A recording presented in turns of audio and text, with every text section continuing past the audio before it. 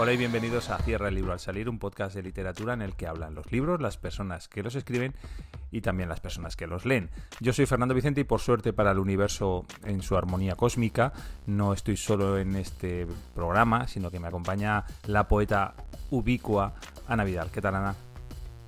Hola Fernando, hoy te voy a decir que hoy soy un poco más poeta que otros días, pero ¿qué tal? ¿Pero por qué? ¿Por qué eres más poeta hoy?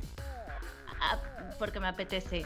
Ah, vale. Porque como el otro día te negué, hoy te voy a decir que sí, sí y además. Decía que eres ubicua porque normalmente te vemos, como me ocurre a mí hoy, que es una pared blanca detrás, otra vez es pared blanca, hoy tengo aquí una máscara veneciana, y tú estás, rodeada, no, escoltada por libros. Sí, he cambiado de sitio también por la luz, para que entre más luz en el podcast. Bueno, bienvenidos a todos, muchas gracias Fernando. Hoy en el episodio voy a contar que tenemos las desnoticias que van a estar muy relacionadas, todo va a estar muy relacionado como siempre con un hilo conductor. Vamos a hablar del libro, de la novela En Düsseldorf no hay ni puede haber leones, de Nacho Abad, y además tenemos libros de reclamaciones con él, tenemos un libro de reclamaciones directo con Japón. Yo creo que es nuestro libro de reclamaciones más lejano. Cuando haya alguien en la luna igual lo podemos hacer con la luna, pero de momento es el más lejano que hemos tenido, ¿no?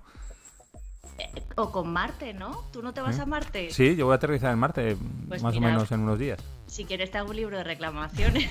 Vale. En la reseña borgiana voy a hablar del libro Breves instrucciones para hablar con los vivos. Y en el oído por ahí pues nos vas a contar algo que has oído en la calle. Y además yo también quería decir a la gente que nos está viendo que se habrán dado cuenta de que antes éramos muy naranjas, ¿no? Y ahora nos hemos vuelto un poquito turquesas, quizá, es el tono que hemos puesto en los colores del podcast ahora, ¿no? Sí, se llama Green Turquoise. Vale, un turquesa verde. Sí. Vale. Pues bueno, estamos en un verde turquesa hasta ahora, en las dos primeras... o sea, en los anteriores capítulos hemos estado en un color anaranjado en todos los logos, en las páginas, etcétera. Hemos decidido cambiar a este color y espero que os guste. A mí ha sido... Ya sabéis, yo no tengo ninguna capacidad para distinguir colores, así que me he tenido que fiar del criterio de Ana y yo creo que ha acertado, con lo cual, pues eso, que tenemos un color muy bonito y un logo también muy chulo que nos ha ayudado a hacerlo, por cierto, Ana Nuria Corral. Ana Nuria, exacto. Sí. Ana Nuria Corral. Pues eso, que hemos cambiado un poquito la imagen también del podcast a partir de este episodio hasta que nos dure, hasta que nos guste otro color, ¿no, Ana? O otro logo o lo que sea. Sí, queremos dar muchas gracias a Ana Nuria, a mi padre que ha colaborado un poquito en el logo, a Miguel Vidal y luego por supuesto a Chas Matuszewski que nos hace la música y a Jara que nos hace esos preciosos, ¿cómo se llama eso? Yo creo que le llaman cortinillas en la televisión. Cortinillas. Además es un nombre bonito, cortinilla. Pues mira, si te parece, por correr, que últimamente empezamos a hablar demasiado y no contamos nada, vamos a pasar directamente a las desnoticias. Y yo te voy a contar una cosita que está muy relacionada, o bastante, íntimamente relacionada con lo que hablamos, o los asuntos que tratamos cuando hablamos del libro El infinito en un junco, de Irene Vallejo, ¿te acuerdas? Que ahí se hablaba del inicio de los libros y de los alfabetos y de la escritura, etcétera, etcétera. Bueno, pues te voy a contar que unos arqueólogos han encontrado lo que ellos consideran que es el primer alfabeto inventado por el ser humano y que curiosamente es muy probable que lo inventara gente que no sabía escribir, que eso ni leer ni escribir, que eso es bastante sorprendente, ¿no? Mira, la península del Sinaí es una península, que es muy remota, está en la costa oriental del Mediterráneo, pues en Israel, ¿no? Y en el actual Israel. Y ha sido siempre una zona con mucho trajín de mineros y de cazatesoros, porque en algunas zonas del Sinaí hay minas de... espera, que tengo que buscar cuál es la piedra. De turquesas. Mira, curiosamente, de turquesas, como nuestro logo. Eso no me había dado cuenta hasta este momento, ¿eh? Bueno, pues se cree que hay hace unos 4.000 años, para que tengamos una referencia, Hesíodo o u Homero escribieron más o menos en el 800 a.C., ¿vale? Pues hace 2800 años, pues esto estamos hablando de 1200 años antes. Hace unos 4000 años, unos mineros o unos cazatesoros diseñaron o escribieron el primer alfabeto y lo rascaron en las paredes. Bueno, cerca de esa zona del Sinaí donde hay turquesas había un templo egipcio dedicado a, bueno, se llama es una meseta una meseta en Egipto que se llama Serabit el Kadim, que es un lugar muy remoto, y cerca de esa mina había un templo dedicado a una diosa, la diosa Hathor, que era que simbolizaba el renacimiento. Entonces normalmente los mineros, independientemente de cuál fuera su origen, solían ir allí a hacer ofrendas. Se cree que hace unos 4000 años un grupo de mineros de Canaán, ¿vale? Canaán, yo creo que es, no sé si tú recuerdas del Nuevo Testamento lo de las bodas de Caná, que llega Jesucristo en una boda, que se acaba el vino, y entonces coge las ánforas de agua y las convierte en vino. Bueno, pues esas es las bodas de Caná, eso es en Caná. Bueno, pues unos mineros procedentes de esa zona de Caná, o de Caná, fueron a esa parte remota del Sinaí egipcio a desenterrar turquesas, a hacerse ricos. Entonces, al parecer, iban al templo a hacer ofrendas, pues para que pues esa labor que iban a llevar a cabo fuera bien, no tuvieran ningún percance y pudieran volver a casa con mucho dinero, ¿no? Bien. El problema que tenían, o sea, esta gente de Caná se deslumbró, ¿no? con pues los jeroglíficos egipcios, pero no los entendían. No entendían lo que ponía. Los sacerdotes de ese templo les mostraban los jeroglíficos, pero ellos no entendían lo que era. Entonces decidieron, para poder enterarse de lo que ponía en las paredes, de lo que se les decía, de los edictos, etcétera, decidieron asignar a cada uno de esos jeroglíficos un signo gráfico, ¿vale? Entonces, más o menos lo que decían era, bueno, pues si esta imagen, o sea, este jeroglífico representa un buey, nos vamos a quedar con el primer sonido de la palabra buey, ¿vale? Y lo vamos a representar con una letra para saber que, o con una letra, no, mejor dicho, con un signo para saber que este signo es la primera letra de este dibujo. No sé si me estoy explicando. Salía un jeroglífico, bueno, pues eso, del buey. Ellos decían, buey empieza por un sonido, ese sonido lo vamos a representar. Y así podían identificar cada jeroglífico con un sonido, ¿vale? Y acordarse de lo que significaba. A ver, curiosamente buey, que he puesto este ejemplo, en esa lengua se decía Aleph. ¿Te acuerdas del Aleph también de Borges? Pues bueno. Sí. Aleph era buey. Entonces, de ese sonido Aleph, ellos se quedaron con la A y la representaron, el sonido A, y lo representaron ese sonido con un signo. Y eso lo fueron rascando pues en ofrendas, en las paredes, y poco a poco fueron construyendo un alfabeto. Con no sé cuántas letras, pues 20 y tantas, o 30, o las que fueran. Por ejemplo, para casa en su lengua se decía Bet, entonces el jeroglífico que representaba una casa lo marcaron con el sonido B, con un signo que hicieron para la B. Bien. Esto, ¿cómo se dice? Este alfabeto creado por los cananeos se restringió a su zona. O sea, lo usaban ellos y no lo usaba nadie más. ¿Qué ocurrió? Que hubo una expansión comercial en el Mediterráneo. Y estos cananeos empezaron a vender sus productos, los productos que fabricaban o con los que comerciaban en todo el Mediterráneo, sobre todo en todo el Mediterráneo oriental. En la zona, pues eso, griega, en la zona turca, todo lo que es el Mediterráneo, el oriente del Mediterráneo. Los griegos, a los habitantes de esta zona de Caná, a los cananeos, no los llamaban cananeos, los llamaban fenicios, ¿vale? Entonces estos fenicios, es decir, los cananeos, que habían inventado ese alfabeto, lo exportaron junto con los bienes que vendían al resto de zonas del Mediterráneo. Y todos los demás países, todos los demás pueblos vieron que era un buen invento y lo fueron adaptando a su propia forma de pronunciar las cosas. Por eso los griegos tienen un alfabeto, probablemente, los judíos en el idioma israelí tienen otro alfabeto, el resto de países de la zona tenían cada uno su alfabeto, pero todo venía importado desde los fenicios, que a su vez lo trajeron de Egipto inventándoselo porque necesitaban poder entender lo que ponía en las paredes. Y eso es como parece ser, es la teoría. A ver, es una teoría y como tal teoría hay gente que no está de acuerdo. hay gente que dice que eso es un poquito forzar la situación, pero como teoría de dónde viene realmente o por qué se origina el alfabeto. Y en el artículo que hemos leído sobre este tema, también decían que, claro, que lo que curiosamente se ha dado un círculo porque los cananeos tuvieron que inventar un alfabeto como conocemos en la actualidad para poder representar los dibujos que veían en las paredes de los templos egipcios, y 4.000 años después hemos tenido que inventar un alfabeto de dibujos, los emojis, para representar lo que decimos con palabras. Con lo Bueno, cual bien, le hemos dado la sí. vuelta al círculo. Sí, el emoji más que para representar lo que decimos con palabras, que también un poco para representar la emoción que acompaña o lo que, ¿no? O darle la Sí, entonación o lo que sea, porque como escribimos mucho y nos relacionamos sin voz y sin entonación, pues digamos que los emojis acompañan eso, pero sí, es un poco la vuelta atrás. hemos dado otra vez el círculo a eso, y llegará un día, imagínate, pues no sé, dentro de otros 2.000 años, que solo hablaremos mediante emojis. Y de hecho creo que hay algún libro publicado solo con emojis, ¿eh? Alguna Oh. novelita corta, sí, sí, en Wattpad, que sabes que es una plataforma de escritura de gente muy joven.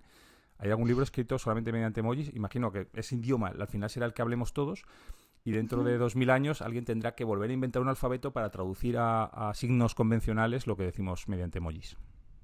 Ojalá no. Eh, Y eso es lo que te quería contar. Muy bien, que me ha hecho gracia cuando has dicho que no sabían leer ni escribir, porque claro, si estaban inventando el alfabeto, nadie sabía leer Claro. todavía. Sabían leer los de los jeroglíficos, ¿no? No ellos, pero sí.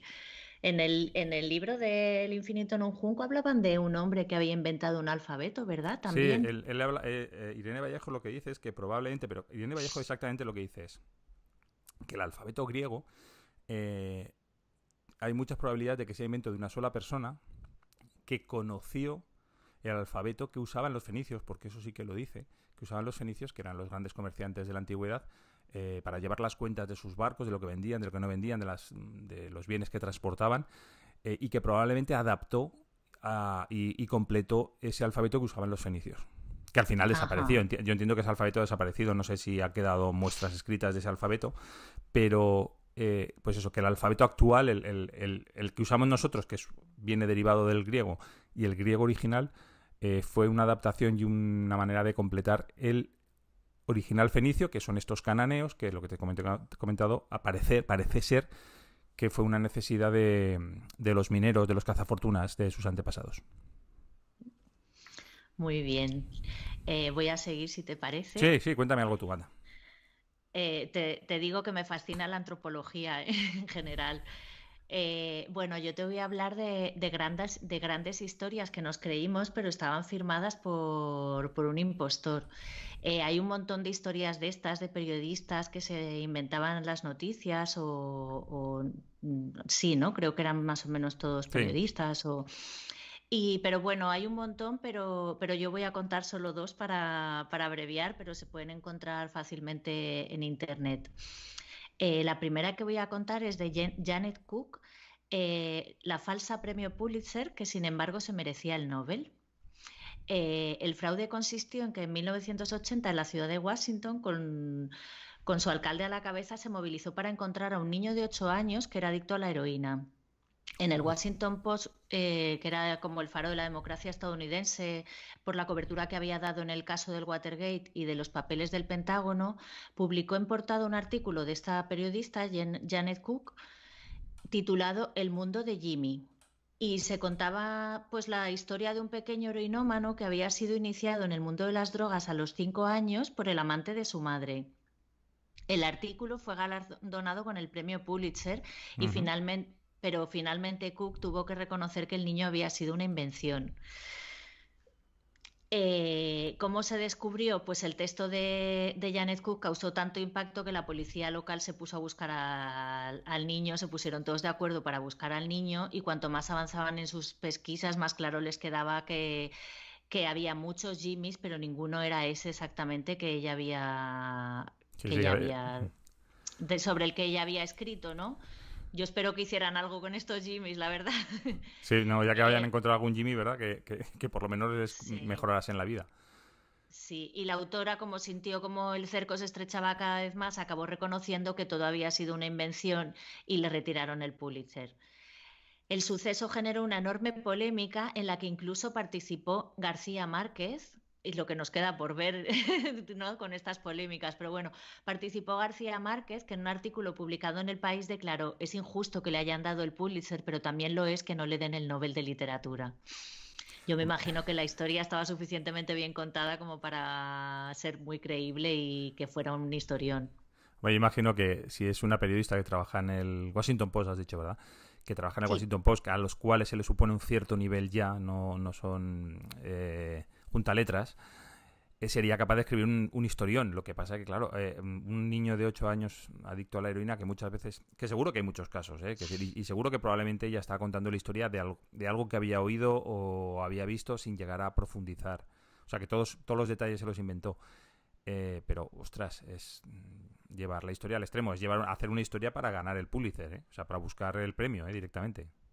sí, no sé si ella buscaba eso, porque no sé cómo funciona el premio Pulitzer, si tú presentas una noticia o ellos eligen a la noticia que les parece, como, o sea, la noticia del periodista que le parece como más comprometido, o lo que sea que es importante en el periodismo, pero desde luego como mejor contadora de la verdad Mm. no era. Pero bueno, fíjate, de esta manera destapó una realidad que había y que a lo mejor había que hacer caso, ¿no? Sí, La bueno, segunda que... lo que dices tú, no salvo a ese Jimmy, a lo mejor salvo a otros Jimmys. Eso. La segunda noticia la segunda mentira que te voy a contar, vamos a contar mentiras, es Konrad Kujau, el hombre que fue Hitler. El fraude consistió en que este hombre, Konrad Kujau, que es alemán, nacido en 1938, era coleccionista de objetos nazis y hizo creer al periodista de la famosa revista alemana Stern, Gerd Heidermann, Pero que estudiabas tenía en su... alemán, ¿no? ¿Eh? Estudiabas alemán, ¿no? Lo dejé. Gerd Heidermann, Vale. ahora creo que lo he leído bien, que tenía en su poder los diarios secretos de Hitler.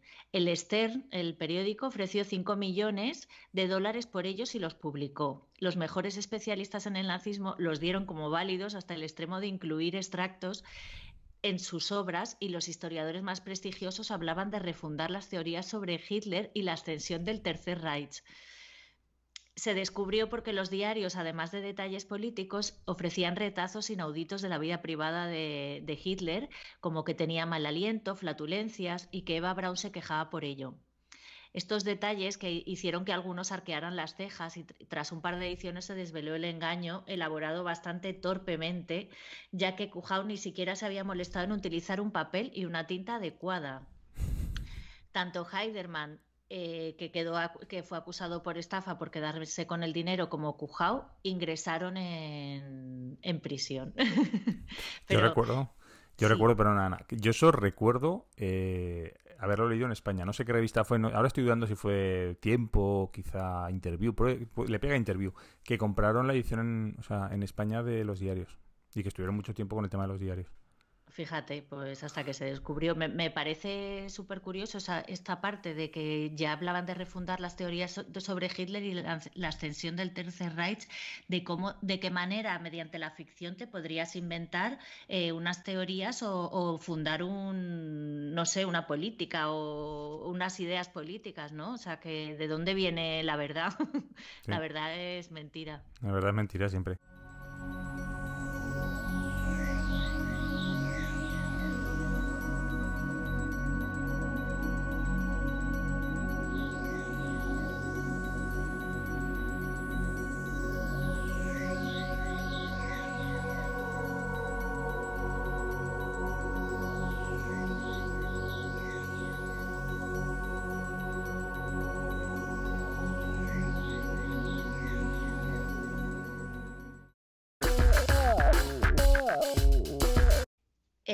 Bueno, Fernando, nos contamos un Nos juntamos. libro. Venga, va.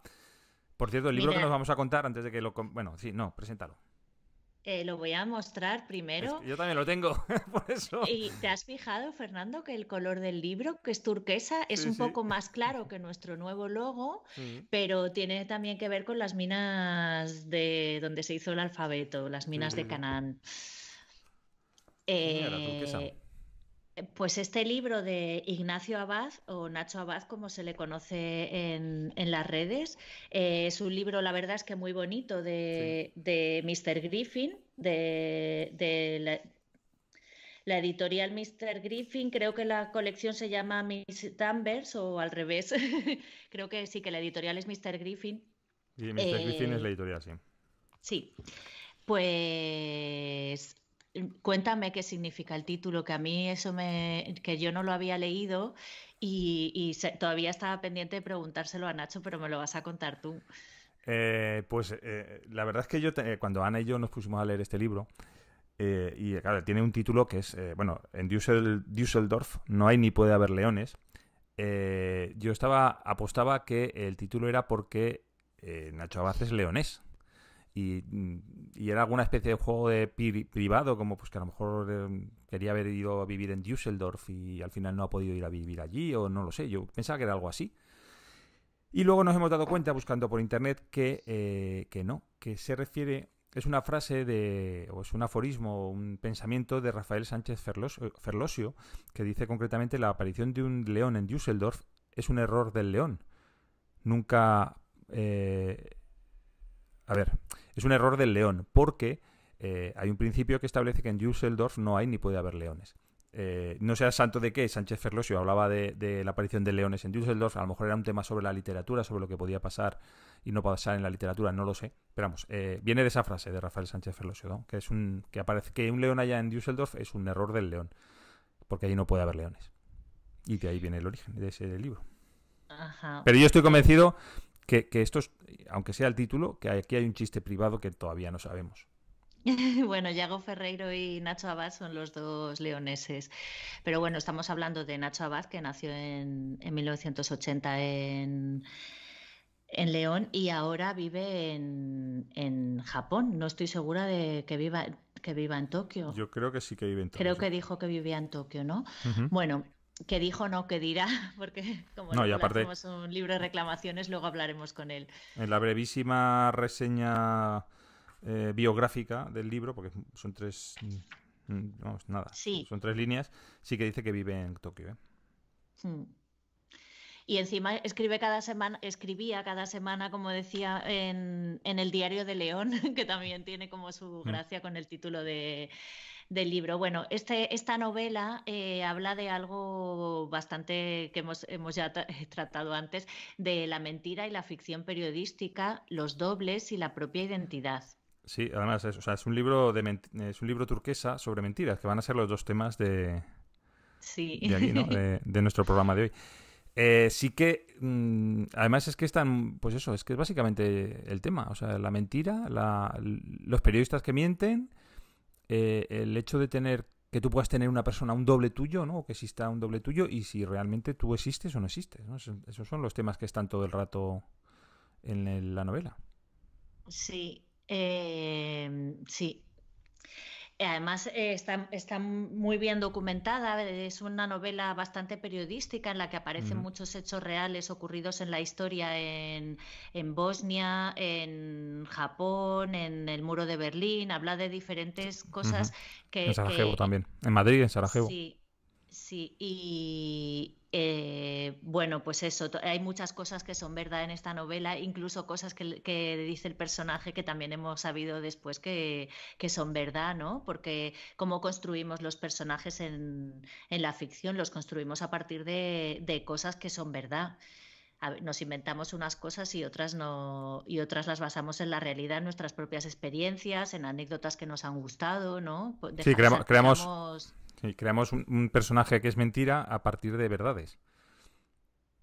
Sí, la novela se narra desde el bosque Aokigahara, que no sé si te suena, Fernando. A mí me fascina este bosque de los suicidas, que hay un cartel en la entrada invitando a las personas a no quitarse la vida en el bosque, pero aún así se encuentran todos los años un montón de suicidas colgados de los árboles. Y en este bosque donde el personaje está viviendo en una cabaña, rememora y sufre como una enfermedad mental, un poco esto, ¿no? Un poco quién soy, existo, no existo, qué es mi vida, qué ha sido.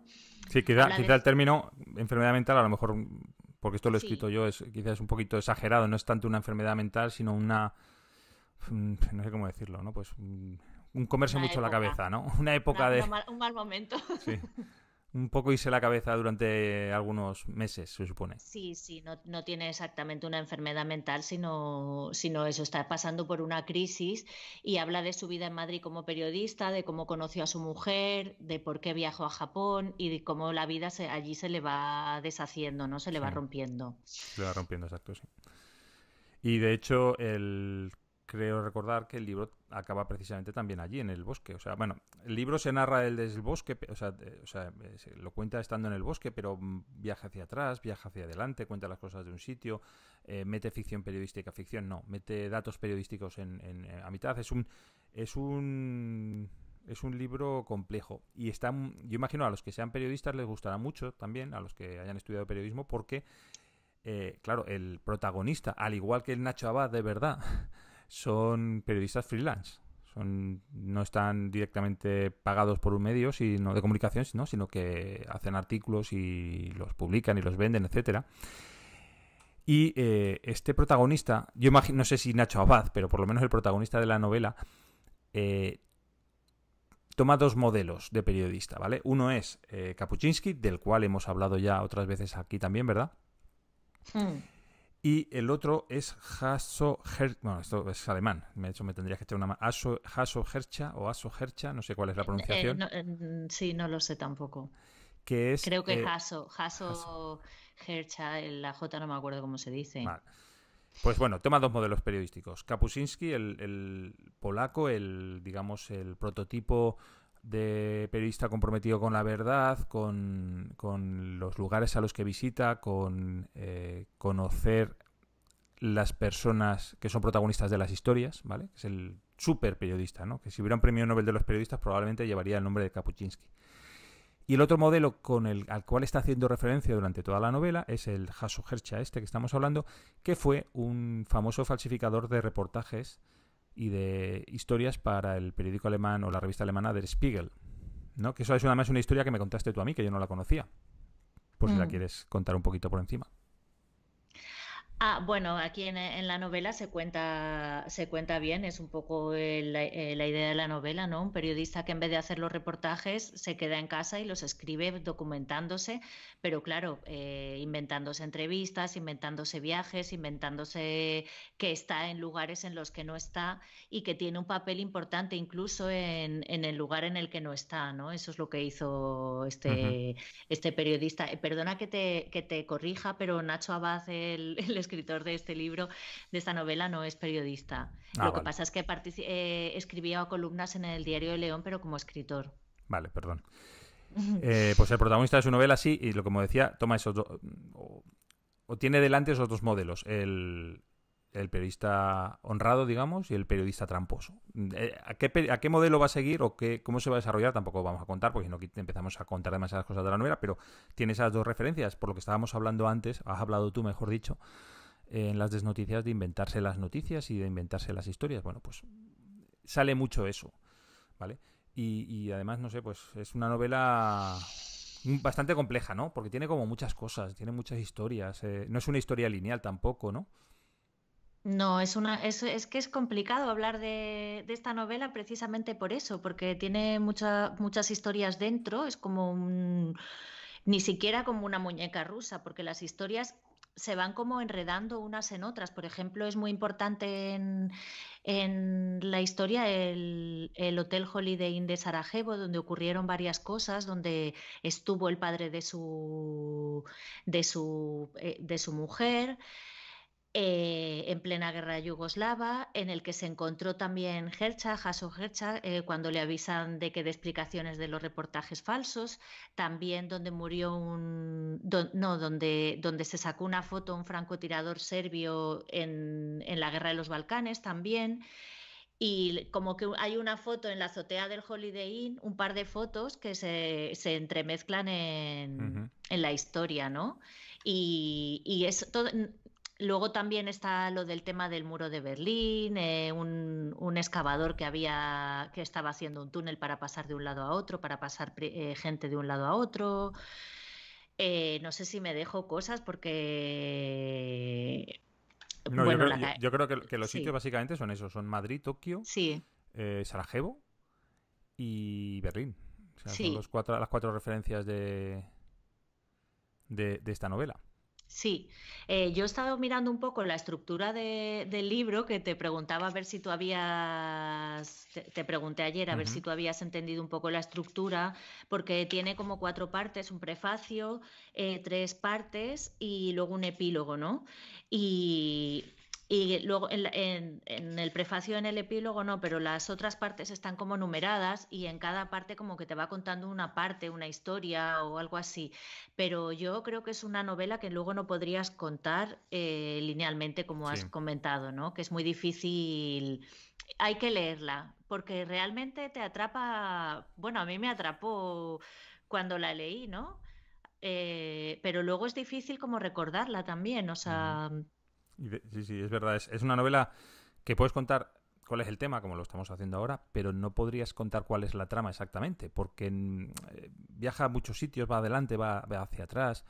eh, en fin, es complicada de llevar. De hecho, me parece, y estoy hablando de memoria, creo que empieza con un suceso periodístico, ¿no? De como unos soldados que tienen que tomar una posición o un puente o algo así, que tú piensas que van a ir por ahí los tiros, pero enseguida cambia. Eso debe ser el prefacio, ¿no? Y luego cambia. En fin, que es una novela bastante. No es lineal, no la puedes contar. No se la podrías contar a otra persona que no la pudiera leer. Es porque no sabes cómo seguir el hilo de la historia para que el que la está escuchando no se pierda. Cuando la estás leyendo no te pierdes, evidentemente, pero si la tienes que contar es muy complicado. Mira, respecto a esto de Berlín y del muro, se cita la caída del muro de Berlín en el libro, es uno de los puntos de referencia. mm, Y me hace gracia por lo que hemos hablado antes de las mentiras, porque realmente la caída del muro de Berlín también sucede por una mentira. mm. Y no sé si lo cuenta, creo que sí que lo cuenta en el libro, aunque estoy dudando, no sé Sí, si lo cuenta sí, en el es libro, una ¿verdad? mentira de un periodista, sí. Sí. Bueno, pues un funcionario del gobierno de la extinta, como se dice, de la extinta República Democrática Alemana, estaba en una rueda de prensa un día, entonces era un funcionario medio, es decir, no era un alto funcionario, y simplemente había convocado una rueda de prensa para informar a la prensa de que se iba a derogar la ley que prohibía a los ciudadanos de Alemania Oriental viajar a Occidente. Y entonces un periodista le preguntó, vale, ¿y eso cuándo entra en vigor? Y como no sabía qué decir el funcionario, dijo inmediatamente. O sea, se lo inventó por decir algo, por quitárselos de encima o lo que sea. Dijo, esto entra inmediatamente. Eso provocó, cuando la noticia se supo en Berlín, que numerosas personas empezaron a acercar a las fronteras, ¿no? A las distintas puertas de Berlín para intentar pasar al Berlín occidental. A ver si era verdad. Y de hecho, o sea, luego lo de la destrucción del muro fue un poquito posterior. O sea, el primer paso de la caída fue que la gente se acercó a las fronteras, los policías allí no sabían tampoco qué pasaba y vieron tal aglomeración de gente que quería pasar porque habían oído, y ellos lo estaban oyendo también por la televisión, que inmediatamente se podía viajar al extranjero, que empezaron a dejarles pasar. Al principio tomaron nota, ¿no?, de los pasaportes de quién salía, pero llegó un momento que aquello era una muchedumbre y era imposible controlar y decidieron abrir las puertas y salió. Y ya todo lo demás de la gente que se acercaba al muro, de que las piedras, los picos, ya fue un poquito como sobre reacción a eso, ¿no? Pero realmente lo primero que pasó es que la gente empezó a salir andando de Berlín. Ya. Y todo debido a esa mentira. Sí, sobre esto escribiste tú también Sí, bueno, eso fue hace en un curso. tiempo. Uf, hace mucho escribí un relato. Por eso también la historia yo me la conocía bien porque me documenté un poquito para escribir un relato muy tontito sobre estos, ¿no? Pero que me resultó muy curioso. Por eso leer la misma historia que a Nacho Abad, la misma historia le llamará la atención. Sí. Me gustaría resaltar otro aspecto de la novela y es la forma narrativa. Nacho utiliza un montón de formas narrativas también, ¿no? Digamos, esta especie de caleidoscopio de novela que tiene tantas historias dentro, también tiene formas narrativas diferentes. Está, digamos, la narración periodística, está la narración un poquito poética. Ujú. En esos puntos en que de repente el personaje empieza a pensar, ¿no? Ese, digamos, el pensamiento del personaje es muy poético, ¿no? Y hay partes que son realmente preciosas de la narración. También está el diario del padre de Naomi, de su mujer, que para mí es otra forma narrativa, ¿no? Y no sé si hay algo más, pero bueno, que creo que está muy bien también esta conjunción de formas, como a veces te está contando algo que pasa, ¿no? Y de repente se va a esa forma poética, que yo tengo subrayadas todas esas partes porque realmente me gusta mucho esa forma de escribir de Nacho. Yo también quería resaltar que hay dos cosas, bueno, bueno, hay una cosa que es muy japonesa en el libro y es, bueno, evidentemente el personaje está en Tokio, con lo cual cuenta muchas cosas muy japonesas y qué cosas le sorprenden de lo que pasa allí, ¿vale? Pero hay una obra artística que es muy conocida, que si la busquéis en internet, bueno, la voy a poner, ¿vale? Para que veáis de lo que estamos hablando, para que veáis de lo que hablamos, que es el cuadro La Gran Ola de Kanagawa, que pertenece a la serie de 36 vistas del monje Fuji de Okusai, o Hokusai. Bueno, como estáis viendo, es un cuadro súper famoso. Y es un cuadro al que se hace referencia muchas veces durante el libro, ¿no? Mm. A este famosísimo cuadro de la ola que está atacando a 3 barcos llenos de gente. Y luego, esto es una percepción mía, que no sé si a ti te ha pasado. A mí me da, yo que soy antes más que ahora, pero he sido lector de Murakami. Esta novela en algunos aspectos me recuerda mucho a Murakami, sobre todo al final de la novela. Murakami tiene una forma de escribir en el que cuando empieza la novela es un mundo perfectamente normal o al que estamos acostumbrados, el mundo en el que vivimos, y poco a poco se desarrolla otro mundo distinto y llega un momento que es súper extraño en el mundo en el que el personaje se mueve, que no tiene nada que ver con nuestro mundo actual. Vamos, 1984 o 1Q84 es eso, empieza la novela con un mundo pues, en el que estamos viviendo, pero en 1984, y poco a poco el mundo en el que acaba el protagonista no tiene nada que ver con ese mundo con el que empezó. Y en esta novela al final me pasa un poquito lo mismo, ¿no? Si te parece a ti, porque al final hay una parte que es un poquito irreal. Ya, yo es que solo he leído un libro, solo he leído Tokyo Blues o Norwegian Wood de Murakami y lo leí hace 1000 años y como hay tantas opiniones encontradas en torno a él y siempre hay tantas cosas por leer, pues la verdad es que no... Tengo por ahí que me prestó mi madre El pájaro que da cuerda al mundo, me parece que es, ¿no? Ujú. Pero no le he metido mano de momento, así que no puedo No puedes contestarte a opinar. esta pregunta. Bueno, pues está muy mal. Me lo podría inventar. Vale, está muy mal que no puedas contestar porque Murakami probablemente este año gane el premio móvil, El ¿no? premio móvil, sí. El Nobel no lo sé, pero igual se lleva un Samsung o en Japón no sé si fabrican teléfonos, o un Sony, igual le dan un Sony. Vale, mira, ¿te gustaría leernos Sí. un... Voy a leer un fragmento, es muy cortito, es página y media. Me gustó mucho cuando la leí. No he ensayado la lectura, con lo cual puedo cometer errores y pido disculpas de antemano, ¿vale? Bueno, te lo leo. Mi madre trabajaba en un despacho de abogados en Valladolid cuando se quedó embarazada. Allí realizaba tareas de recepción y de limpieza. Y antes de que la barriga la delatara, se trasladó a León, donde había conseguido un trabajo en un taller de costura, a pesar de no tener ni la menor idea del oficio.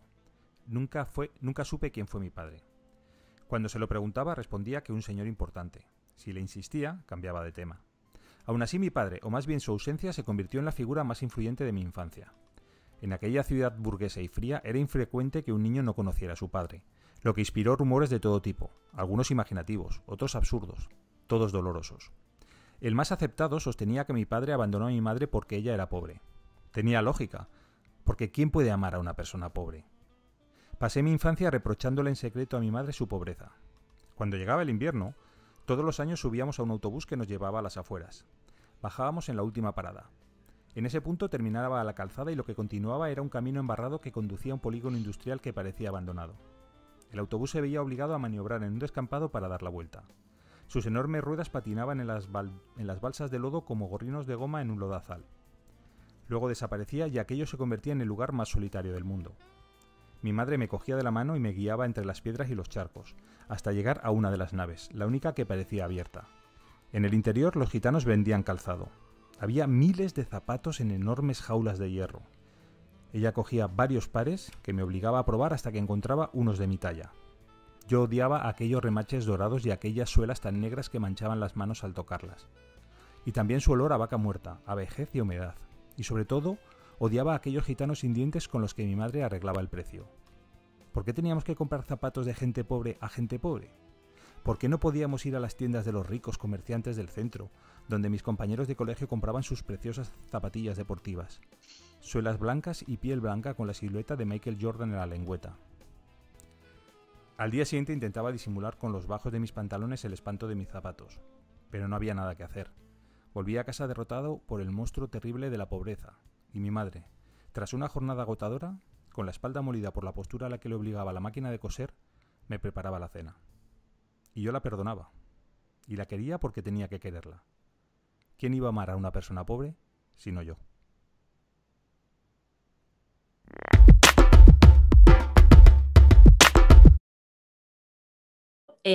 Bueno, pues hoy en nuestro libro de reclamaciones tenemos aquí a Nacho Abad, periodista y escritor, que nació en León en 1980 y aunque sus libros, aparte del que vamos a hablar en Düsseldorf, No hay ni puede haber leones, ya no están disponibles en el mercado, yo puedo decir que tengo tres, perdón.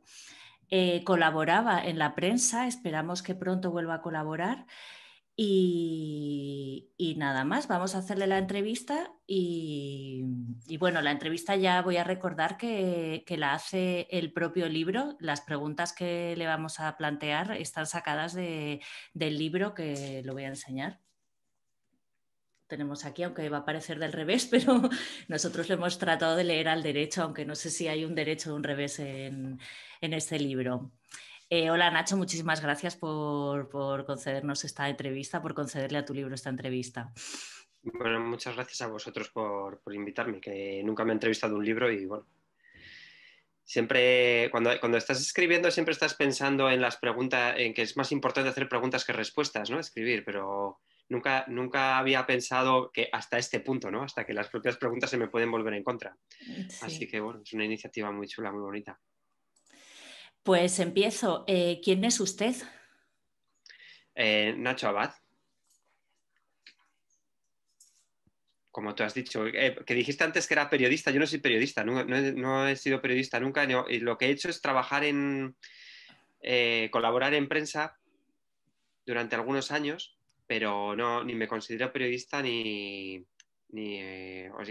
además si mis amigos periodistas se enteran que me hago pasar por periodista se enfadarían por intentar usurpar su trabajo. No me jodas que tú también. Sí, hay una cosa muy graciosa cuando hicimos la promoción del libro, que mucha gente me decía, tengo tu libro, y me sacaban el libro del otro Nacho Abad, del que colabora en Ana Rosa. Decía yo, joder, este no es el Nacho Abad, ese no soy yo, ¿no? soy Nacho Abad, pero no soy ese, ¿no? Y luego hicimos una especie de anuncio promocional del libro que jugábamos con esa idea de que el editor pensaba que iba a publicar un libro de Nacho Abad, el famoso, el Nacho Abad de Ana Rosa, y no mío, ¿no? Y bueno, creo que al final todas esas cosas que van un poco en tu contra también se pueden volver a tu favor, ¿no? Que si te las tomas con humor, ¿no? Sí, ¿cuánta gente habrá comprado tu libro pensando que comprar el del otro Nacho Abad? No, creo que no mucha, porque creo que no, ojalá fuera así, ¿no? Pero creo que no mucha, ¿no? ¿Cuánta gente me pide a mi amistad en Instagram pensando que soy el Fernando Vicente que dibuja en El País? Ah, sí, te pasa lo mismo entonces. También tienes un doble de nombre. Ahora, sí. El libro que estoy escribiendo ahora trata bastante sobre ese tema, sobre los dobles de nombre. Creo que... Qué guay. Sí, es que además me pasan cosas muy curiosas, ¿no? Como que me llegan correos electrónicos de gente que me dice, hostia, tengo información sobre este caso y tal, ¿no? Porque mi correo electrónico es nachoabad@gmail.com, ¿no? Y hay gente que me escribe en plan de... recuerdo un correo que me hizo mucha gracia, que era, soy el perito del caso de Ortega, ¿no? Que debía ser del atropello que tuvo el torero, ¿no? Hay un montón de mierda y quiero que me llames y te voy a contar todo y tal, ¿no? Decía, joder, que esto es muy guay, ¿no? Total, tienes una vida ya novelada de por sí. Sí. ¿Es verdad que estás en Japón? ¿Qué hora es allí? Aquí ahora son las 8:50 38 y sí, es verdad. Aunque bueno, esto es siempre como, estar aquí es como estar en una especie de sueño. Yo siempre digo que hay momentos que parece que has muerto y que nadie te lo ha dicho todavía, no te lo han comunicado, ¿no? Es como estar en una especie de limbo muchas veces, ¿no? Donde, bueno, suceden cosas, pero no acabas de estar implicado nunca en nada de lo que sucede ni... No sé, es un sueño extraño. ¿Te acuerdas de ese don No Lauro sé que si como... decía... ¿Te acuerdas de ese don Lauro que decía que nunca llegarías a nada? Sí, sí, además es uno de los pocos personajes que de verdad existen dentro del libro, don Lauro, que fue un profesor mío, era un cura, un sacerdote que nos daba clase de religión en un colegio privado horrible totalmente, un colegio muy siniestro, y nos lo decía eso, era una frase habitual suya, de nunca llegarás a nada, ¿no? Y con un amigo mío con el que hablamos mucho de la infancia y tal, ¿no? Con el que hablo mucho de la infancia, eh, cuando recordamos esto decimos, joder, si es que era el único profesor que nos dijo una verdad, ¿no? Que tenía razón, ¿no? Que nunca llegaríamos a nada, ¿no? Bueno, eso que sepáis que también se lo dijeron a Einstein y a Edison. Sí, pero bueno, con ellos se equivocaron, ¿no? Pero con nosotros acertaron totalmente porque lo más probable es acertar. Cuando le dices a alguien nunca llegarás a nada, tienes muchas posibilidades de acertar, ¿no? Ya. Sí. Y muy pocas de equivocarte porque tienes muy pocas oportunidades de encontrarte con alguien así, ¿no? Como Einstein, ¿no? Mm, Realmente. sí. Y mira qué tal van las cosas por España. Bueno, pues parece que hoy me he enterado que no lo sabía, que España sigue estando en estado de alarma, que es... yo pensaba que no, que eso se había acabado y tal, ¿no? Así que tampoco me entero mucho, pero bueno, parece que están mal las cosas por España, aunque nevó. No. Sí, eso también ha sido mal. Ya, bueno, pero ha sido muy bonito, ¿no? Sí. Y, ¿pero de verdad es usted periodista? No, nada que ver con un periodista, no, cero periodismo. No tengo nada que ver con el periodismo. Siempre, yo cuando empecé a escribir el libro, como, bueno, incluso antes de escribir el libro y de pensar en escribir un libro sobre periodistas, como siempre he tenido un poco esa ilusión de ser periodista y dedicarme a hacer periodismo, pero no, yo escribo ficción, no puedo, si escribiera algo, si escribiera periodismo, si intentara tratar la realidad y ser honesto con la realidad, sí, o sea, acabaría muy frustrado, porque a mí lo que me sale son contar mentiras y contar ficciones. ¿Y qué palabra angular hace que la historia gire sobre sí misma como la Tierra sobre su eje oxidado? Bueno, en el libro de lo que va es un poco de la verdad y yo creo que la palabra que hace girar la historia, todo lo que hace girar la verdad, la palabra clave es la mentira, ¿no? Como para hablar de la verdad tenemos que hablar de la mentira, ¿no? Quiero decir que no puedes hablar de la verdad porque la verdad es algo inmenso, es algo inabarcable, pero de la mentira sí puedes hablar porque la mentira es algo muy pequeño, ¿no? Entonces es más fácil tratar lo que es mentira y a partir de ahí, pues intentar imaginar lo que es la verdad, ¿no? O conjeturar o... El libro este que ha mostrado Ana, pero ¿ese libro lo has escrito tú de verdad? Bueno, sí. A ver, ahí, bueno, sí. Espero que sí, ¿no? Hay veces que me despierto pensando, hostia, no habré robado ninguna idea, ni habré cometido plagio, ni nada, ¿no? Como tengo siempre esa pequeña gran fobia, ¿no? De pensar bueno, que mis historias ni siquiera son mías, ¿no? Que las he robado. Seguramente sea verdad, además. Sí, yo creo que todas las historias están robadas de la Odisea, ¿no? Hemos Sí, hablado alguna vez de eso. sí, sí, sí. Pero bueno, siempre las podemos contar de diferente manera. ¿Son distintas las preguntas que hace un fumador? Sí, sí. Bueno, y más que las preguntas, o sea, al final es una cuestión de tono, ¿no? Como no importa tanto lo que preguntes, sino el tono con lo que lo preguntes o a dónde quieres llegar, ¿no? Y yo creo que cuando la actitud del fumador, de la persona que se está destruyendo a sí misma, sí que es distinta a la persona que ha dejado de fumar y que decide como continuar, darse una oportunidad más en la vida. Como que hay algo muy simbólico en esa posición, ¿no? Que sí que hace que las preguntas sean distintas. Soñan Quiero decir, yo los... soy un fumador Perdón. No, sí, continúa, perdón. Además Sigue, te iba a sigue. preguntar si fumabas. Sí, o sea, yo dejo de fumar constantemente, como estoy siempre dejando de fumar, ahora llevo ya como un año y pico desde que fumé el último cigarro y siempre estoy pensando en qué ocasión me voy a fumar otro cigarro, ¿no? Como ahora cuando pasó mi cumpleaños, que fue en octubre, le estaba diciendo a mi mujer, vamos a ir a cenar, voy a comprar un paquete de tabaco y me lo voy a fumar esa noche, ¿sabes?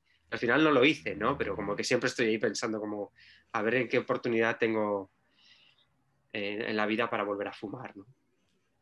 Sí, soy un fumador ahí como empedernido, aunque ¿Y, no fume. ¿Y cómo es Japón para el tema del tabaco? ¿Es muy restrictivo? ¿Es muy americano? Es muy raro, ¿no? Pero luego tiene mucha lógica, ¿no? O sea, por ejemplo, tú puedes fumar en la discoteca, pero no puedes fumar en la cola de la calle de la discoteca, ¿no? O puedes fumar en el bar o en un restaurante puedes fumar, pero no puedes fumar esperando el autobús o no puedes fumar en un parque o en un banco de un parque. Entonces, o caminando por la calle, por ejemplo, por mi barrio está multado fumar. Depende del barrio, ¿no? Pero, pero sí, pero estás en un bar fumando tranquilamente y sin ningún problema. Curioso. ¿Sueñan los personajes al capricho de sus autores? Esto es como, bueno, esto es de esas preguntas que cuando la escribí no recuerdo bien por qué lo hice y tal, pero en el fondo sí que tengo la sensación de que muchas veces cuando estás escribiendo y recurres al sueño, que en el fondo es un truco barato recurrir al sueño de los personajes, es decir, ahora va a tener un sueño y tal, y voy a explicar aquí que llega a una conclusión o que llega a algo, ¿no? Muchas veces ese sueño, o si tienes suerte, ese sueño puede que se te vaya de las manos y que te lleve a otra cosa que no estabas buscando, ¿no?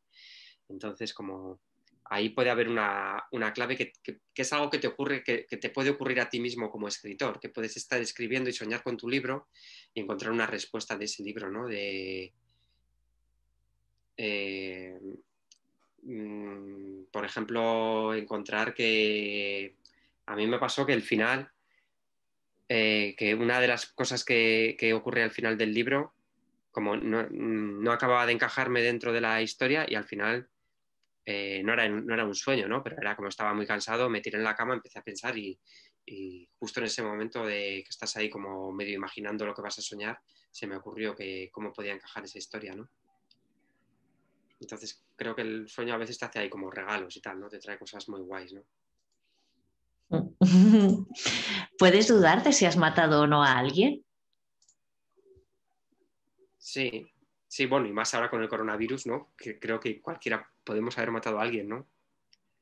Sí, sí, sí, perfectamente. Es Bueno, una tenemos que duda haber más. pasado el... Ah, bueno, puede que no nos enteremos de haber pasado el coronavirus, sí. Sí, sí. Sí, o que lo hayas contagiado o sea, bueno, sí, siendo asintomático, ¿no? Mm. ¿Cómo lo haría Kapuczynski? Sí, bueno, esto, cuando empecé a escribir el libro, no tenía claro quién era el personaje que venía a visitar o que venía a entrevistar al personaje, al protagonista del libro, ¿no? Y en principio hay una historia que bueno, es un poco dentro del génesis del libro, pues tiene interés, que es decir, no tiene ningún interés, ¿no? Que es que era Manuel Javois quien venía a visitar al personaje, quien venía a hacerle la entrevista. Y cuando le di la primera edición, la primera versión a los editores, Yago, que es el director de la colección, me dijo, no, tío, esto de Manuel Javois lo tienes que quitar ya, ¿sabes? Esto es horrible, ¿no?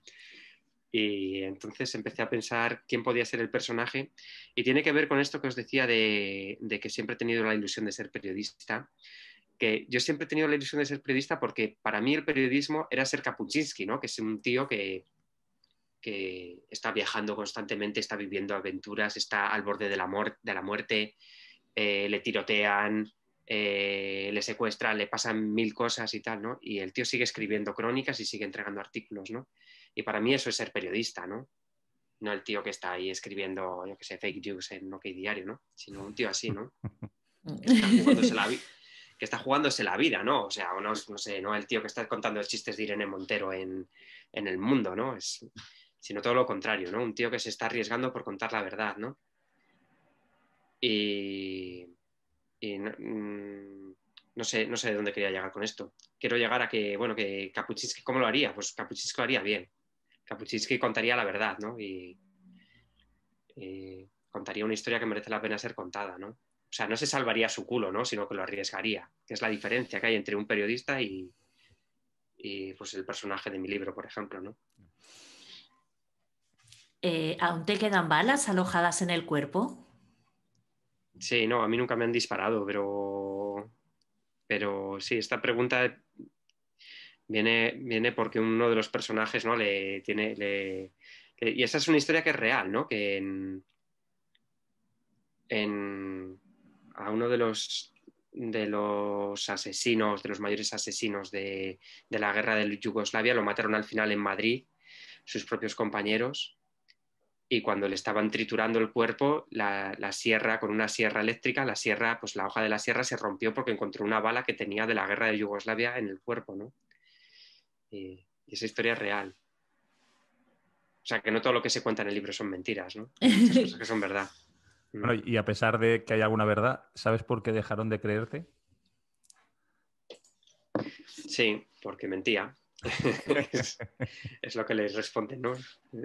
Dejaron de creerme porque mentía, pero en el fondo todos mentimos, así que también hay muchos motivos para no creer a nadie, ¿no?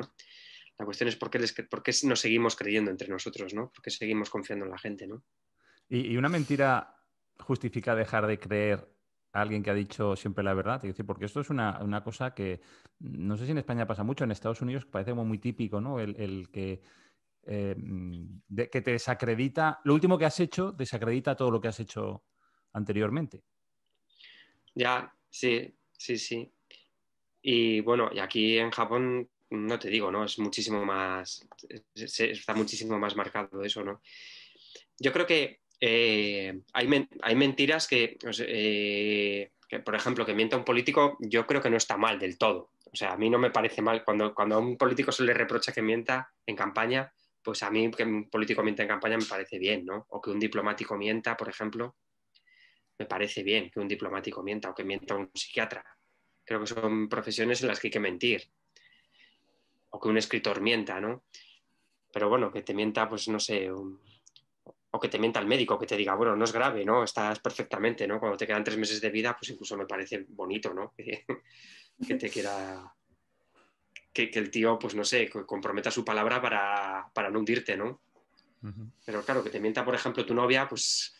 O que te mienta tu mejor amigo, pues cambia un poco la cosa, ¿no? No sé, la mentira es que es como intentar que todas las mentiras... que todas las mentiras sean iguales es una estupidez, ¿no? No es lo mismo que Aznar diga hay armas de destrucción masiva, o sea, no es, esa mentira es distinta a que Pedro Sánchez diga no voy a pactar con Podemos. Son mentiras distintas, no tienen nada que ver ni las consecuencias, ni el contexto, ni siquiera cuando tú te lo crees tiene la misma importancia lo uno con lo otro, ¿no? Ni siquiera tu responsabilidad ante una mentira o ante la otra es la misma, ¿no? Es muy distinto. ¿Para qué sirve el invierno? Esa pregunta está robada de un poema de un poeta que me gusta mucho, que son unos versos que dice, que a ver, los voy a decir de memoria si me acuerdo, dice: en Acamón pregunté a San Siro para qué sirve el invierno, no sé si estaba nevando o habían florecido los cerezos, me había emborrachado entre cigüeñas y tenía las gafas manchadas de sus besos.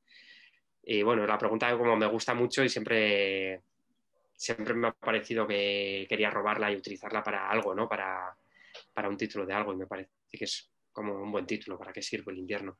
De hecho, al principio quería titular el libro entero así, ¿para qué sirve el invierno? Pero luego me di cuenta que tampoco representa muy bien el libro entero, ¿no? ¿Una botella rota sigue siendo una botella? Ya, la verdad es que esto es una cuestión que todavía no he logrado resolver, pero cuando se lo pregunté a mi mujer, porque esto sí que me pasó de verdad, ¿no? Se rompió una botella y yo la fui a dejar con los vidrios y no la recogieron, ¿no? Me dijeron, es que esto no es una botella, ¿no?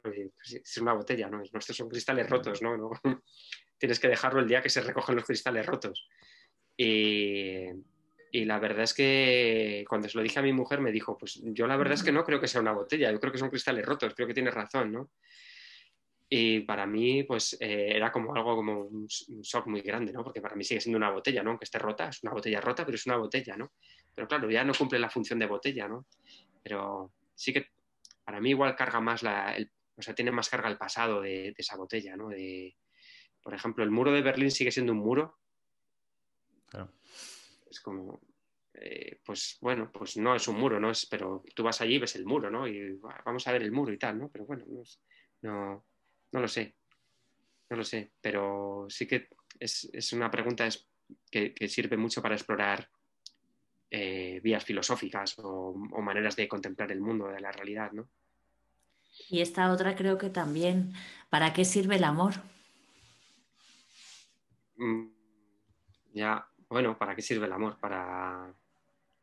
Bueno, para tener hipoteca, supongo, ¿no? Para que en el banco no te miren mal. No lo sé, tampoco. Que el personaje cree que el amor no existe, ¿no? Entonces, como que el amor es una mentira también, ¿no? Que pretende ser real, que pretende hacerse realidad y construirse a sí misma y reivindicarse a sí misma, ¿no? Es lo que le pasa a las mentiras del libro, ¿no? Y de alguna manera, pues bueno, todos creo que podemos haber tenido esa sensación en algún momento, ¿no? De que, pues, no estoy enamorado de esta persona, pero bueno, quiero creer que sí, o quiero pensar que sí, o quiero convencerme a mí mismo de que sí, ¿no? Ya. ¿Los gatos pueden viajar en el tiempo? Esto es una cosa que siempre he oído, ¿no? O que por lo menos he oído muchas veces o durante mucho tiempo, ¿no? Que los gatos tienen misteriosos viajes en el tiempo, ¿no? Que son capaces de predecir algunas cosas. Y lo cierto es que con los terremotos parece que es verdad, ¿no? Que cuando va a haber un terremoto los gatos se esconden enseguida, mucho antes de o unos minutos antes de que tenga lugar el terremoto, ¿no? Entonces, no sé, me parece también como algo terrorífico, ¿no? Como que un animal tan primitivo pueda superarnos en eso, ¿no? ¿Tienes gato, por cierto? No, yo no, No. pero no tengo gato, lo que es gato no tengo, pero aquí hay miles de gatos. Entonces, o sea, yo acaricio a los gatos de la calle aquí, que están limpísimos y súper cuidados, les cuida a la gente de aquí del barrio y tal, ¿no? Y hay muchísimos gatos callejeros y, bueno, mis hijos juegan con ellos y tal, ¿no? Y les Ya. llaman Y, les ponen nombres y tal. Te lo y decía voy a porque... decirlo, Nacho, porque Ah, esto no puede faltar. Si es tricolor, es gata. Sí, sí. Si tiene 3 colores es gata. Hay que recordarlo siempre. Sí, sí. Siempre. y si es Sí, blanco y sí. tiene los ojos Esto azules, es... es sordo. ¿Ah, No sé. sí? Sí. No sabía Ah, así. Hay una combinación genética que los gatos blancos de ojos azules o azul claro, creo que es, normalmente en el 90% de las ocasiones son sordos.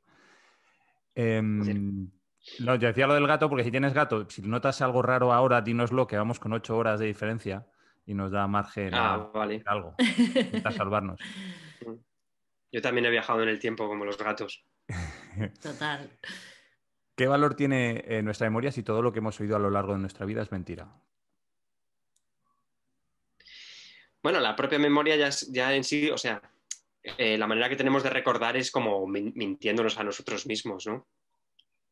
Yo no hace mucho estaba una vez, estaba en casa de mis padres y le dije a mi madre, ¿tú te acuerdas, mamá, que me cantabas una canción cuando yo era muy pequeñito y era una canción muy triste y esa canción me hacía llorar? Y me dijo mi madre, no me acuerdo de eso y tal, no lo recuerdo. Y luego me dijo mi hermana, era a tu madre a quien le hacía llorar una canción cuando era muy pequeña y nos lo contaba siempre. Y yo había adoptado ese recuerdo como si fuera mío, ¿sabes? Entonces, como, ¿hasta qué punto podemos confiar en nuestra propia memoria? Yo confío muy poco en mi propia memoria. Hmm. Pero por Estuvimos otro lado, hablando... pues, No, perdona, continúa. por otro lado, pues eso nos da la ocasión de hacer ficciones, ¿no? De ficcionar nuestra propia vida, ¿no? Yo tengo muy mala memoria, muy mala memoria. Y sí que recuerdo que estuvimos en el programa Ana y yo hablando, le conté la historia de no sé qué escritora sudafricana no, o inglesa, ¿no te acuerdas? Ah, bueno, da igual. No, Una nuestra inglesa, frase una preferida escritora, es no me no acuerdo. me acuerdo, una escritora muy famosa, creo que fue premio Nobel, ya lo buscaré, que ella contaba exactamente lo mismo. Ella decía que cuando de su estancia en Sudáfrica tenía muchos recuerdos de la época de los 8, 9 años, menos, 6, 7, 5 años, y que eran todos recuerdos implantados por sus padres. Que había muchas cosas que ella recordaba perfectamente haberse ido a bañar a no sé dónde y que luego sus padres le dijeron que era mentira, que eran historias que le contaban de, vamos, ¿te acuerdas que el año pasado fuimos al lago de no sé dónde? Sí, sí, que ibas con un bañador azul y se le implantó el recuerdo, pero realmente no pasó nada de eso. Y ella lo recuerda perfectamente, el haber ido. Sí, sí, me cuadra. Hay un libro de Milán Kundera que trata precisamente de eso, de dos amigos, o sea, de dos personas que se encuentran, dos antiguos amantes que se encuentran en Praga. Uno se escapó del comunismo y ella se quedó en Praga, me parece que es ella la que se queda en Praga y el que se va. Y luego se reencuentran después de muchos años y sus recuerdos no tienen nada que ver los unos con los otros, ¿no? Lo que él recuerda de una manera horrible para ella era como algo muy guay, ¿no? O incluso vivieron cosas distintas y tal, ¿no? Juntos, ¿no? Y creo que puede pasar perfectamente, ¿no? Cuando recuerdas las cosas te las estás contando a ti mismo, no estás haciendo un relato de las cosas. Y cuando haces un relato, pues lo que haces es convertir en palabras, traducir hechos en palabras, y eso pues ya estás cortando, ¿no? Ya estás haciendo un sesgo de... Uno de Vale, nuestros ya me libros acuerdo. del podcast, perdona, uno de los libros del podcast era No me acuerdo de Yago y Mm, Gabriel Quindós. mm. Que era Doris Lessing, la escritora. Ah, Ah, es verdad, ahora me... Doris Lessing contaba que tenía recuerdos de Sudáfrica, porque vivió en muchos sitios, ya estudiando si fue Sudáfrica o en Irak, bueno, en Persia, y contaba eso que eran recuerdos que eran falsos. luego está el tema este que por cierto me han dicho que lo diga, ¿no? Que es el recordar haber visto algo que no ha existido, ¿no? Que dice Yago que yo siempre digo que recuerdo haber visto la caída del muro de Berlín, que yo nunca lo he dicho, pero Yago recuerda que yo he dicho que, pero bueno, aunque si yo lo hubiera dicho, que es posible, porque hay mucha gente que lo recuerda, o hay gente que recuerda haber visto el golpe de Estado del 23F en directo, son recuerdos que no son posibles, porque, por ejemplo, el 23F pues, no salió por televisión hasta varios días después, o la caída del muro de Berlín en España se pudo ver con el informe semanal, ni siquiera salió en los telediarios y tal, ¿no?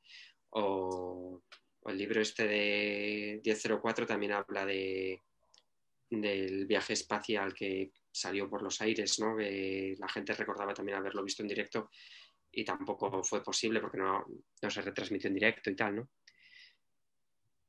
Me parece que se llama esto el síndrome de Mandela o algo así, no sé, creo que se llama así, ¿no? Que es como recordar que has visto algo en directo que no lo has visto en directo, ¿no? Que lo has visto unos días después o...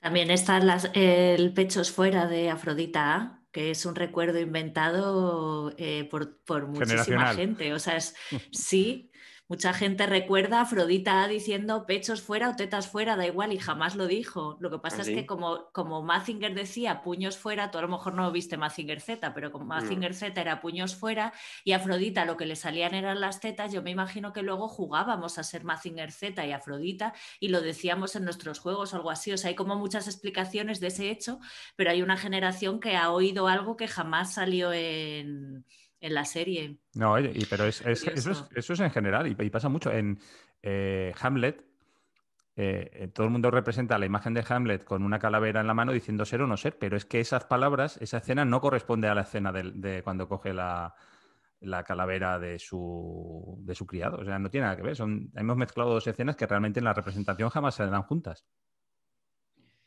Sí, me cuadra perfectamente y creo que lo podemos hacer con absolutamente todo, ¿no? No sé, dentro de algunos años, pues no sé, recordaremos, no sé, cosas que han pasado ahora con el coronavirus no sé, creo que al final la ficción no es algo que no está hecha solo de mentira o no es una mentira porque sí, ¿no? Creo que nos ayuda también a entender las cosas, ¿no? Y que al final, pues si nos hemos inventado algunas cosas o hemos creído ver eh, algunas cosas en directo y tal, ¿no? Pues que seguramente tenga algún sentido, ¿no? Igual tiene un sentido que tiene que ver con el sentimiento, ¿no? Con la capacidad de recordar las cosas porque sentimos que participamos en ese momento histórico, ¿no? Ujú. O sea, Sí. quiero decir, si yo recuerdo haber visto que cayó el muro de Berlín es porque de alguna manera eso forma parte de mi educación sentimental, ¿no? Aunque sea una mentira, ¿no? Esa educación sentimental, ¿no? Que tiene que ver también con que el amor sea una mentira. Mira, Nacho, ¿te arrepientes de haber venido? No, no, estoy encantado de haber venido, de haber llegado. ¿Y qué planes de futuro También. tienes? Bueno, pues de momento intentar ir a España y que mis padres conozcan a su nieto, que todavía no la han visto, y bueno, ese es mi plan de futuro. Esa es mi gran ambición. Y Para... presentar el libro en España igual, ¿no? Que lo presentaste Sí, por Zoom. sí, sí. Igual ya se junta con el siguiente libro y presento dos a la vez. También Estaría sería muy bien. bonito, Guay. ¿no? Presentar dos libros a la vez. Una buena noticia, sí. Mm, ¿Cómo se desaparece? Pues no lo sé, no lo sé. Esa es la gran cuestión porque, no sé, muchas veces me hubiera gustado desaparecer y supongo que a todo el mundo, ¿no? Como todas las noches cuando recuerdo ciertas cosas vergonzosas de mi vida, me gustaría desaparecer, ¿no? A No todos. sé. Sí, ¿no? Pues sí. Oye, pues ya hemos terminado. Muchísimas gracias No, gracias a por... vosotros. Muy ilustrativa la entrevista, la verdad. Podemos pensar en ella mucho tiempo. Pues muchas gracias a vosotros por esto tan bonito, joder, que es una de las cosas de las entrevistas más bonitas que me han hecho nunca, ¿no? Que me entreviste en mi propio libro. Sí, eso es. Es una iniciativa muy guay, la verdad.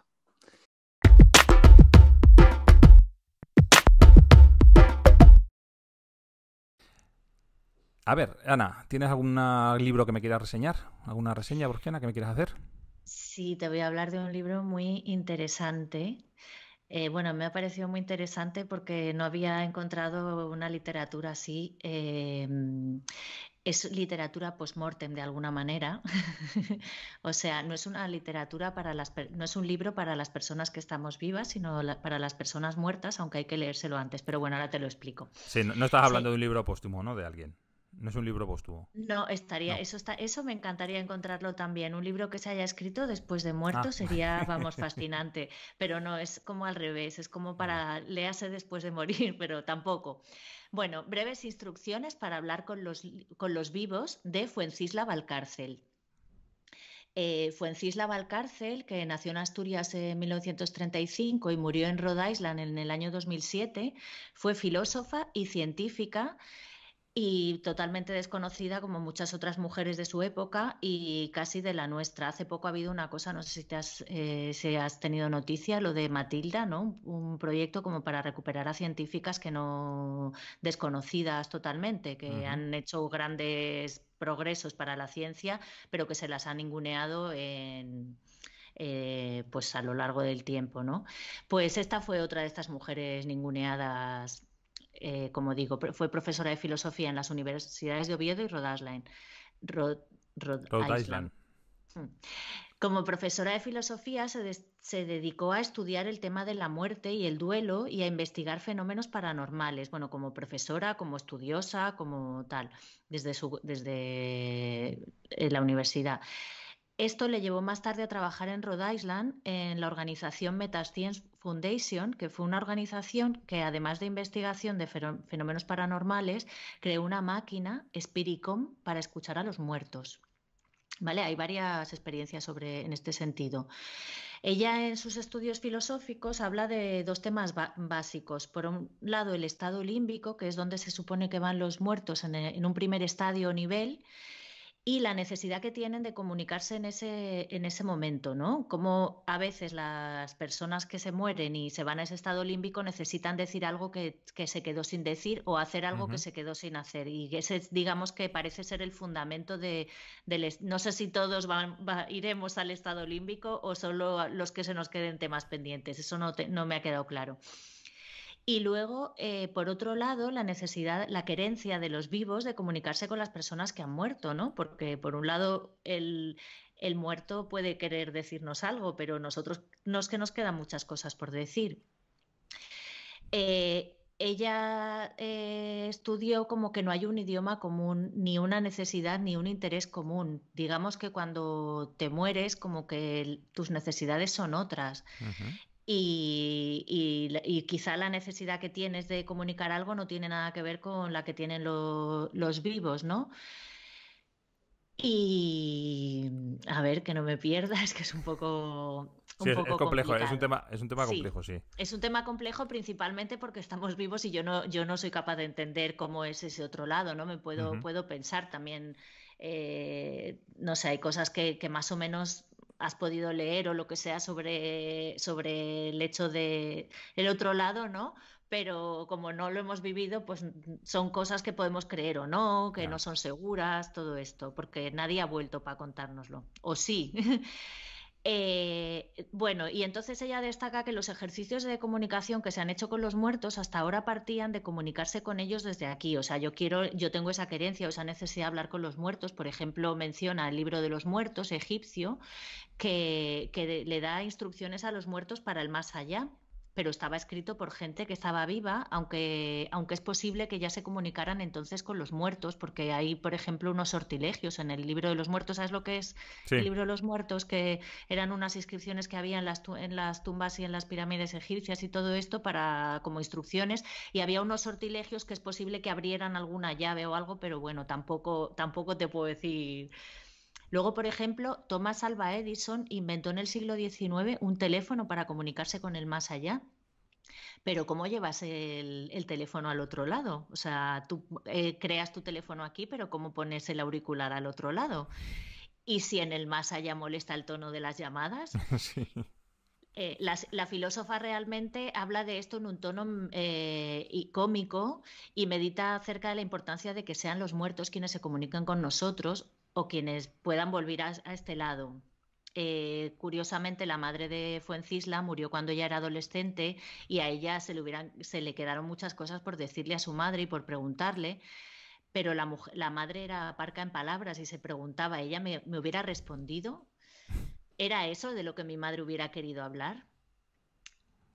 También en algunos experimentos con el Espirimón contactaron con el Espiricón, que es la máquina esa que he contado del sitio Sí. donde contactaron y conversaron con algunos muertos. Hay una conversación que podemos dejar los enlaces con el doctor Müller, que ya estaba muerto y que les ayudó a perfeccionar la máquina.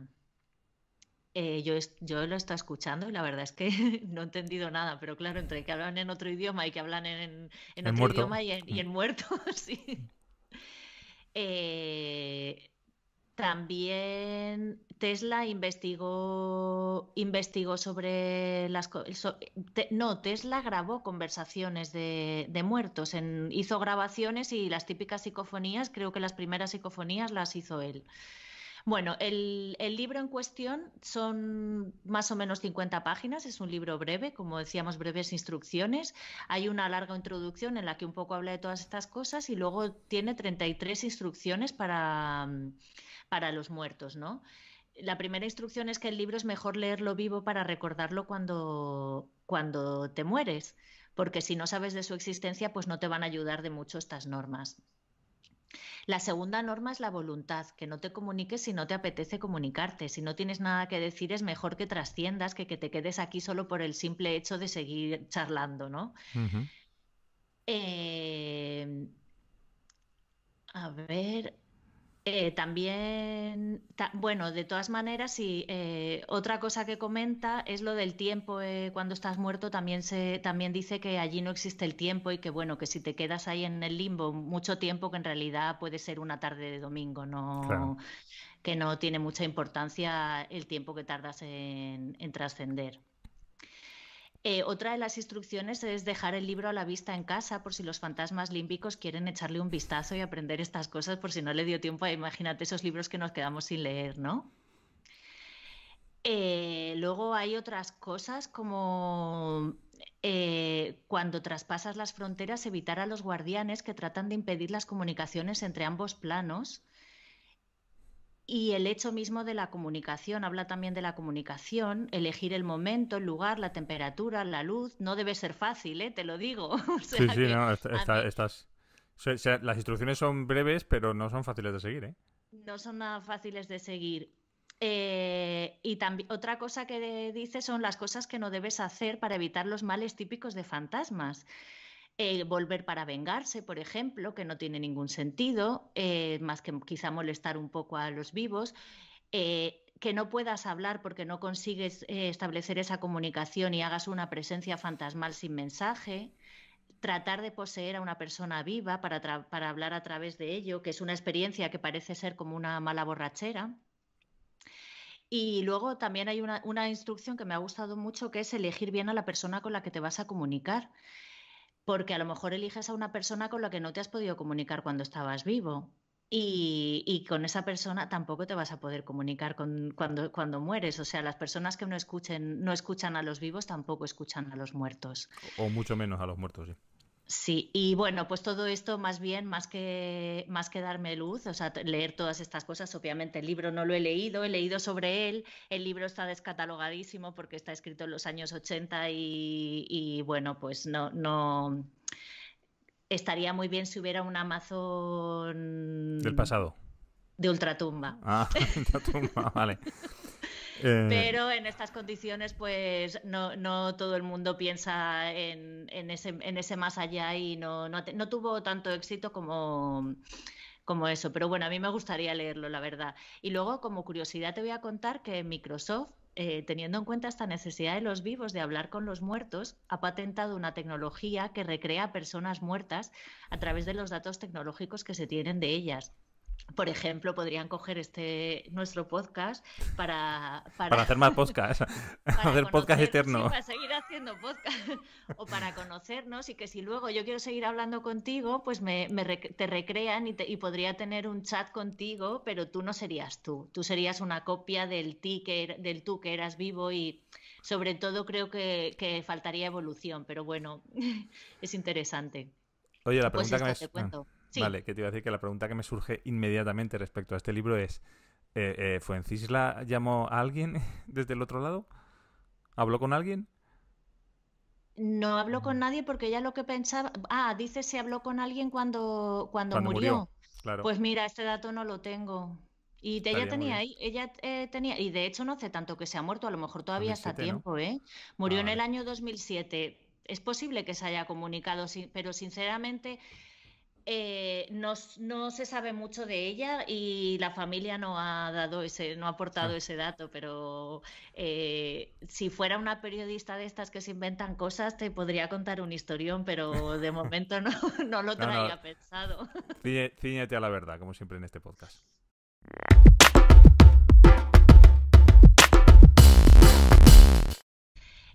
Fernando, ¿y tú qué has oído por ahí? Pues mírate, es una cosa que está muy relacionada con estos tiempos de pandemia que vivimos y a la que yo llevo ya tiempo dándole vueltas. Bueno, yo estaba haciendo fila para entrar en un restaurante a comer o estaba en la zona que separa el bar del restaurante, estaba ahí sentado y había una mesa de gente bastante más joven que yo que estaban mirando, eran 3 chicos y estaban mirando fotos en el móvil de uno de ellos y entonces... debían estar pasando fotos y dice, una foto de una chica que iba, eso sí, porque lo vi de refilón, que llevaba mascarilla. Y entonces uno de ellos dice, sí, esta es la chica con la que has estado este fin de semana, o con la que has conocido este fin de semana, no sé cómo era la frase. Y el chico, el dueño del móvil, dice, sí, dice, pero me pone mucho más con mascarilla que sin mascarilla. Dice, ahora entiendo a los musulmanes. Y entonces, es que me hizo gracia porque es eso, es que ahora mucha gente, a ver, se conoce, pero mucha gente, la primera visión que tiene de otra persona es solamente con los ojos, porque la primera visión que tienes de una persona que te presenta, sobre todo si vas buscando pareja o tal, solamente son los ojos. Y es una cosa que me hizo mucha gracia, lo de que entendía a los musulmanes porque le ponía mucho más la chica con mascarilla que sin mascarilla. Es una cosa que me llamó muchísimo la atención. No sé si te has dado cuenta de eso, de que ahora conocemos a la gente por los ojos. La gente con los ojos bonitos liga más. Que antes, a lo mejor, las bocas bonitas Sí. triunfaban, ahora son los ojos. Sí, A mí me ha pasado de ver a gente con mascarilla y que me recuerden a otras personas, y si por lo que sea es en un restaurante o algo así, que luego se quitan la mascarilla y dices, vamos, no tienen nada que ver, ¿no? Y me acuerdo que hablé de este tema con una amiga que siempre se fijaba mucho en la mirada de las personas. Digo, ahora tienes que estar flipando, ¿no? Le mandé un mensaje y le dije, tienes que estar flipando mucho ahora porque solo se ve la mirada. Antes podrías compensar, a lo mejor una mirada un poco torcida la podías compensar con una bonita sonrisa, pero ahora si tienes una mirada un poco así maligna, no hay manera de compensar eso. Y me dijo curiosamente que había visto un tío que le había parecido muy atractivo y que de pronto se quitó la mascarilla y era horroroso. Eso también pasa, o sea, Sí, unos sí. ojos bonitos pueden esconder una sonrisa sin dientes o yo qué sé. Sí. ¿Qué tiempos más raros, ¿no?, les ha tocado a la gente que tiene que ligar?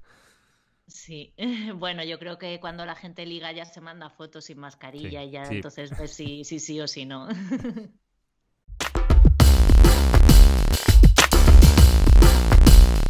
Bueno, pues Fernando, hasta aquí hemos llegado por hoy en nuestro programa de febrero. De febrero, nuestro mes. Que no hemos hecho ninguna referencia a nuestro cumpleaños para que nos manden regalos o...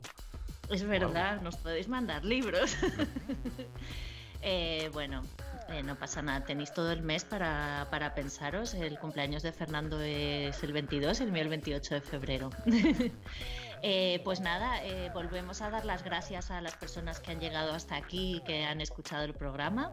Y a alguien más damos las gracias, ya las hemos dado, a Ana Nuria, a Jara y a Charles. Y gracias a ti, Fernando, por siempre, por este ratito de literatura y un poco risas también. Sí. Y gracias a ti, Ana, por este rato desenmascarado en el que nos vemos las caras y este rato, y todo lo que conlleva, todo lo que trabajamos para hacer este rato, porque esto lleva un poquito de curro a veces. Sí, algún día en vez de hacer el podcast podemos leer los chats previos. Sí, exactamente. Las horas de chat. Que ha sido un placer estar contigo, que ha sido un placer hacer este programa, que esperemos que le haya gustado a los que nos habéis visto. Y no sé, ya habría algo que decir, pero siempre no sé. Pues hoy deberías decirlo tú, dilo tú, por favor. Sí. Que, a ver, cierra el libro al salir, Ana. Cierra el libro al salir. Un beso, Chao. adiós.